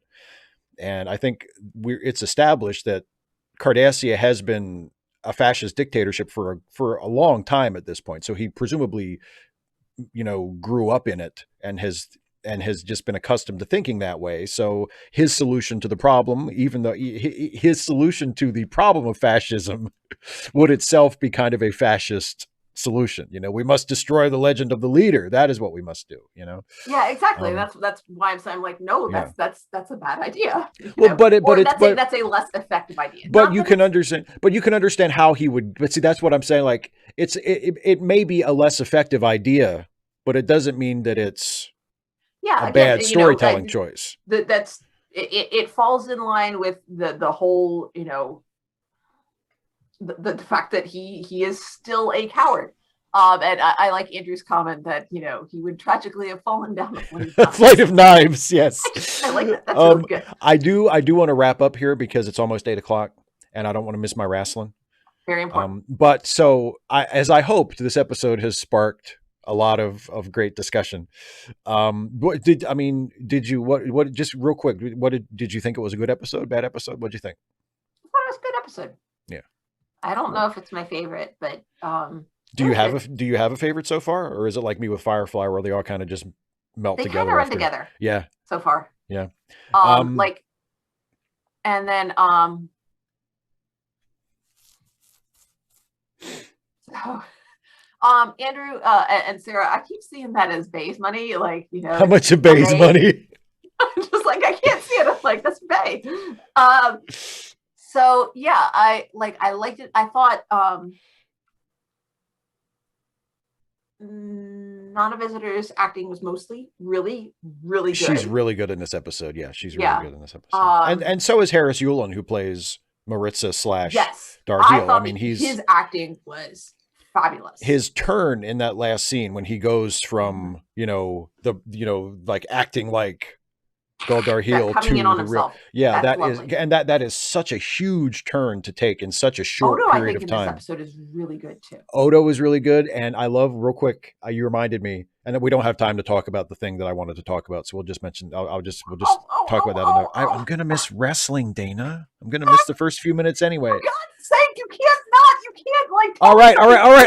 I'll say two. Okay, I'll say it. I'll talk about it. I'll do it. I'll miss the first couple minutes of wrestling. It's fine.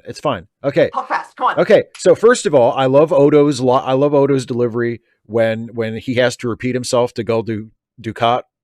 And he says it just like Michael Scott says, I drove my car into a fucking lake on The Office. He says his name is Gul Darheal. Like, he's like, I'll slow this down for you, since apparently you didn't understand it the first time. Okay, the thing I wanted to mention was, you were talking about earlier about how, the sort of the lazy trope of Nazis as the bad guys, right? Yes. I'm watching Babylon 5 for the first time since it was originally on, right? And I'm right into the beginning of the third season. And one of the sort of background plots in Babylon 5 that is not usually the focal point, but is there like from the very beginning and becomes more important as the series goes on, is that there is a creeping fascist movement on Earth. And that is taking over the Earth government. And there's a presidential assassination, and the new president that takes over is eventually turns out to be a fascist and supporting various, authoritarian movements. And I think that is a more interesting way to approach it, because the fascist threat is from within. I mean, one of the things that Star Trek has historically done since the very beginning, and I mean, it deserves a lot of credit for telling stories about the dangers of intolerance and the dangers of prejudice, and criticizing fascism and authoritarianism, and it does a great job of that. But it's always other people who are the fascists. It's always other people who are the authoritarians. And our Star Trek heroes come in and see this and go, oh, isn't this terrible, right? And the way it was done on Babylon 5 is, the fascists are among us. Like, it's us. It's happening on our watch. It's happening all around us. And what do we do about it? We don't even realize that it's happening until it's too late. And I think that is not only is that a better storytelling technique, but it's a much more important message for us right now, because it's happening right now in real life. And it happened before, which is why it was a plot line on Babylon 5 in the 90s. It's not like Babylon 5 predicted the future. No. Babylon 5 just was talking about things that had already happened. Yeah. So I do think I wanted to mention that, because it's different than and Star Trek has gotten better about that. Star Trek has become, has gotten better at using the Federation and using Starfleet to tell some of these stories, instead of making it always the Romulans or always the Klingons or always the Cardassians that are doing the bad thing. So it's gotten a lot better at that. And Deep Space Nine was one of the shows that helped it sort of turn that corner, so that it was criticizing us, not criticizing, those other people over there. Yeah, that's a lot more effective, and it's a better way to tell a story. Because I agree with you, making the Nazis the bad guys has become kind of a crutch, and it, so and it perpetuates itself. Okay, so charity links, guys. Charity links, and help out people who need help. It's very important. Helping people is good. Absolutely. Charitylinks.page. I have a video going up tomorrow. And some of you did not leave me comments on my video from last Saturday, but I still love you. And Steve, you have a video that went up today, I do. And and you got Ask Away coming up on Friday. So and send in your and questions. yeah, if you're a patron or a member, send in your questions for Ask Away. And tomorrow, I think I mentioned this to you in passing. Well, you're on Tomorrow, the thing. Christy Winters and I are doing a live stream about Quentin Tarantino's The Hateful Eight, and that will be on. We talked about it, and I'm going to host it on this channel. It's going to be tomorrow at 4 p.m. Eastern time is when we're going to start, and we're going to talk about The Hateful Eight. So it'll be me and Christy Winters tomorrow at 4. And okay, let's wrap it up because Corey says that Jericho's on screen. Oh boy, well I gotta go watch my AEW, baby. All right, so thanks everybody for watching. We'll be back next week for this. We'll be back next week for the second half of Magic Mike. Yes. Bye everybody. See you then. Bye everybody.